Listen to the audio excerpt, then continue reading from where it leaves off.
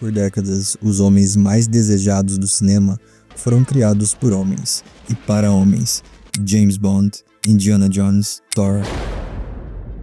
Ícones de força, poder e charme.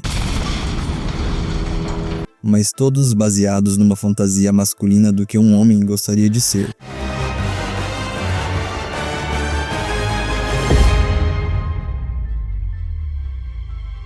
Esses personagens definiram um padrão. Para ser atraente, o homem precisa ser confiante, emocionalmente distante e fisicamente imponente. Mas e se esses ícones foram feitos sob o olhar masculino, será que eles realmente representam o que as mulheres desejam? Hoje muita gente acredita que o novo ideal feminino é o homem vulnerável e compreensivo.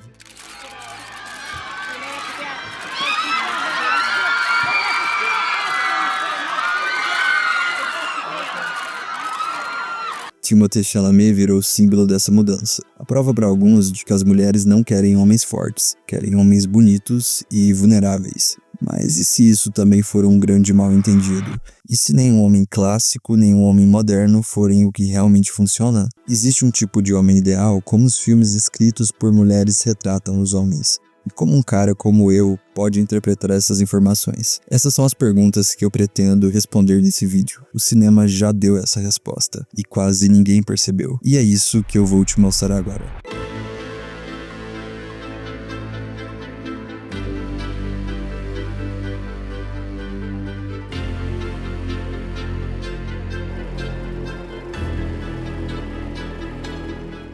O arquétipo do homem clássico dominou o cinema por quase um século. James Bond é o retrato perfeito disso. Bond. James Bond. Sedutor, silencioso, confiante a um nível absurdo. Ele tinha o que a audiência masculina gostaria de ter, e o que acreditava que as mulheres desejavam. James Bond não demonstra emoções, ele não se apega, ele conquista mulheres como quem coleciona vários troféus. E durante muito tempo esse foi o modelo, o homem que os homens queriam ser, o homem que teoricamente as mulheres deveriam querer. Mas Bond nunca foi real, ele é apenas uma fantasia. É um ideal exagerado criado por homens para homens. É o problema que os personagens como Bond não foram desenhados pensando no que as mulheres realmente querem. Eles foram desenhados pensando no que os homens acham que as mulheres querem. Até mesmo personagens como Gaston, de A Bela e a Fera. Gaston, me devolve o livro, sim. Como pode ler isso? Não tem figuras. Todos seguem variações desse arquétipo. Homens fortes, dominantes, que não precisam de ninguém. Mas hoje Bond soa ultrapassado e um símbolo de um tempo que já não existe mais.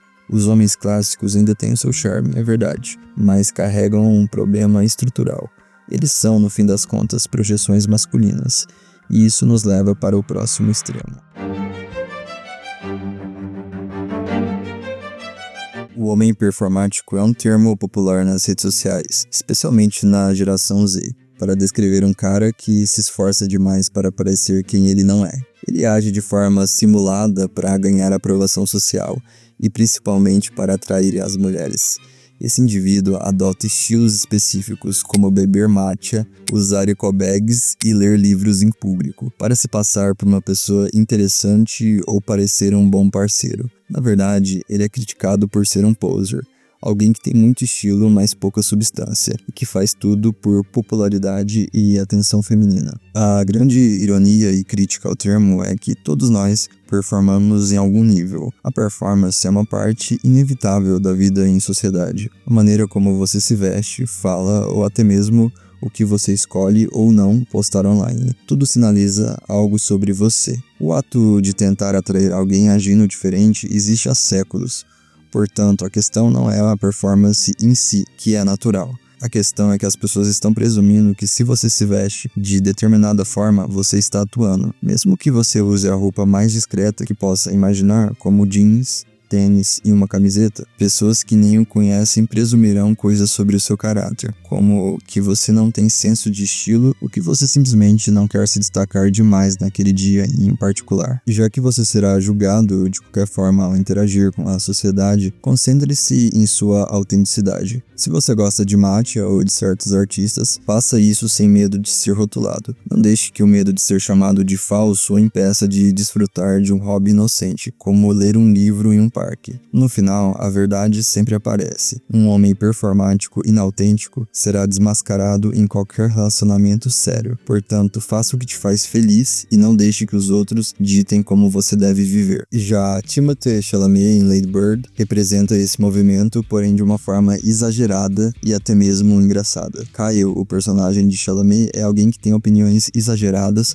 sombrias ou controversas, para chocar os outros ou para parecer mais descolado. Ele fala sobre anarquia, sobre não acreditar em construções sociais como telefones. Ele é o tipo de pessoa que lê um livro em uma festa só para parecer diferente. Ele tem um charme fabricado, uma sensibilidade ensaiada. Ele não age, apenas reage. Ele não se entrega de verdade. E Lady Bird, a protagonista, se apaixona por ele justamente porque está em um momento de crise de identidade. Ela acabou de sair de um relacionamento com Danny, mas Danny a machucou. Então ela busca o oposto. Ela muda o cabelo, muda o jeito de se vestir, lê o mesmo livro que ele lê. Ela tenta se moldar ao mundo dele, mas no fim percebe que Kyle não a ama. Ele nem mesmo presta atenção nela. Kyle a manipula. Ele espera que ela se esforce mais do que ele. E no final, Lady Bird percebe que aquilo não é amor, é uma ilusão. E é justamente aí que o homem performático falha. Ele tenta ser desejável e por isso perde a naturalidade. Pesquisas mostram que existe de fato uma preferência por traços mais delicados. Um estudo de 2025 revelou que mulheres do Reino Unido e do Japão demonstram atração por homens com características mais femininas. Mas perceba, isso não é sobre fraqueza, é sobre uma certa sutileza, sobre profundidade, não sobre performance.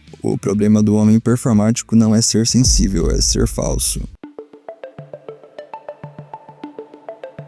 O problema não está no masculino demais e nem no feminino demais. A verdade é mais simples e bem mais interessante. O homem não mudou, mudou apenas a embalagem. James Bond era fantasia, Timothée Chalamet também é. Ambos são exageros criados para satisfazer expectativas que não existem na vida real. E aqui está o ponto em que muitos não percebem. Dizer que as mulheres não sabem o que querem é na verdade profundamente equivocado. Então o que funciona sem se basear em estereótipos masculinos ou fantasias femininas? Onde está o equilíbrio?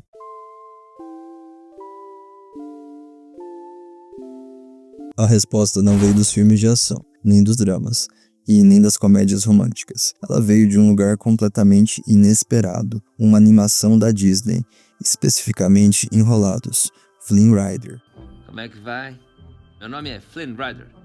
Um personagem criado por mulheres e para as mulheres. Quando a equipe de Enrolados estava desenvolvendo Flynn, eles fizeram algo inédito, organizaram uma reunião somente para as mulheres. Eles convidaram várias funcionárias da Disney e pediram que elas trouxessem fotos de homens de Hollywood que achavam mais atraentes. E a partir dessas referências, criaram Flynn Rider. À primeira vista, Flynn parece um príncipe da Disney típico. Torso em forma de triângulo, ombros largos, barba por fazer, mandíbula marcada e o segredo para atrair uma princesa da Disney, mangas arregaçadas. Mas se você observar com atenção, vai perceber traços femininos misturados. Uma pele impecável, bochechas rosadas, cabelo volumoso e cílios longos. Flynn Rider parece mais um boneco Ken do que um G.I. Joe. E isso foi tudo intencional. Originalmente, os animadores queriam um Flynn hipermasculino, mas as mulheres na reunião decidiram que queriam seus músculos e outras características exageradas, mais suavizadas. Elas queriam o equilíbrio, e o resultado é o Flynn esguio e charmoso que conhecemos hoje. Mas Flynn não é apenas esteticamente equilibrado, ele é emocionalmente equilibrado. Ele tem humor e leveza, é charmoso sem ser arrogante, tem coragem sem ser agressivo e confiante sem ser narcisista, é vulnerável sem ser frágil. Ele quer algo, luta por algo e evolui. E mais importante, o Flynn não é quem a Rapunzel conhece. Rapunzel conhece o verdadeiro Flynn. Flynn Rider é uma persona, um ladrão galanteador, mulherengo e autoconfiante, mas é uma máscara que ele mesmo criou para esconder a sua insegurança. A verdade é que Rapunzel só começa a se apaixonar de verdade quando ele tira essa máscara. máscara. Dois estranhos não podem se apaixonar. Só quando deixam de ser estranhos é que o amor começa a crescer. E ele revela o seu nome verdadeiro, algo que ele nunca havia feito antes. José. O quê? Meu nome mesmo é José Bezerra. Justamente no momento em que ele acha que vai morrer. Ele quer que pelo menos uma pessoa saiba quem ele realmente é. Esse é o primeiro momento genuíno que vemos dele. E é aí que Rapunzel se apaixona. Ele não está performando. Ele está sendo vulnerável de verdade. Isso faz Rapunzel se sentir especial. Ela que passou a vida isolada e diminuída pela sua mãe, finalmente ela se sente única. Porque ela é a única pessoa que conhece Flynn de verdade. Flynn não precisa performar sensibilidade. Ele não precisa bancar o machão. E ele cria essa conexão verdadeira. Ele é natural, e talvez por isso seja o personagem masculino mais bem construído da última década quando falamos de desejo feminino. Porque quando mulheres criam um homem idealizado, o resultado é muito diferente do que os homens imaginam. Mas para entender melhor Flynn, precisamos entender o que ele não é. O oposto perfeito de Flynn está na mesma Disney, Gaston de A Bela e a Fera. Gaston é a personificação da masculinidade tóxica. Ele é arrogante e acredita que a sua força física e estatura o tornam superior a outros homens. Ele não tem humildade, inteligência emocional ou autoconsciência e considera essas qualidades inúteis. Gaston persegue Bela, mas não por amor. Eu vou ter Bela como esposa. Pode apostar em minha palavra. Ele não tem interesse no caráter dela, no intelecto dela ou quem ela realmente é. Ele vê a beleza de Bela e a decide que a quer, simples assim. Ele a vê como uma simples conquista, mais um troféu para o seu armário. É bonito, é verdade. E rude, convencido e... Não, papai, ele não é pra mim. Gaston é uma sátira completa do homem viril, e é isso que o separa de um outro personagem que também começa arrogante, mas muda ao longo do filme.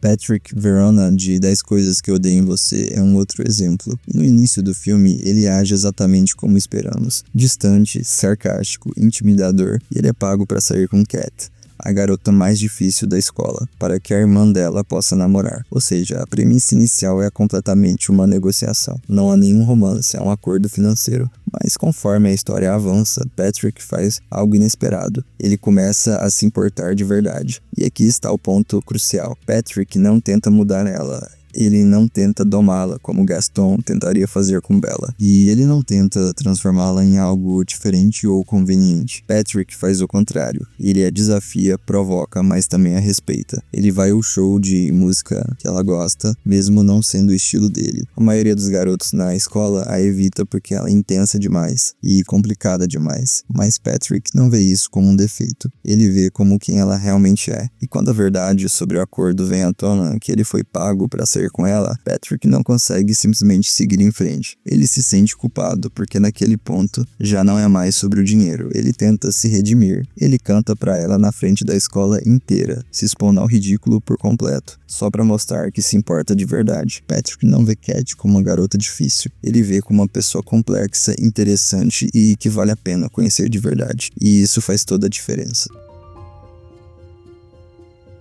O cinema está em constante transformação. Os padrões masculinos mudam, se adaptam, se distorcem, mas a essência nunca mudou. O homem clássico foi exagerado, o homem performático é fabricado. E enquanto os dois brigam por relevância, a resposta mais autêntica sempre esteve ali, no meio termo e no equilíbrio. Pessoas são complexas e atração é algo individual. Uma mulher pode ver um homem como um objeto sexual e nada mais. E tá tudo bem. Da mesma forma, um homem pode se apaixonar pelo caráter de uma mulher antes da sua aparência. Mas é importante lembrar, o que torna essas teorias valiosas não é que elas sejam verdades universais, mas que elas nos dão uma perspectiva. E perspectiva é exatamente o que consumir diferentes tipos de mídia nos oferece. Conta pra mim nos comentários com qual personagem ou ponto de vista você mais se identifica.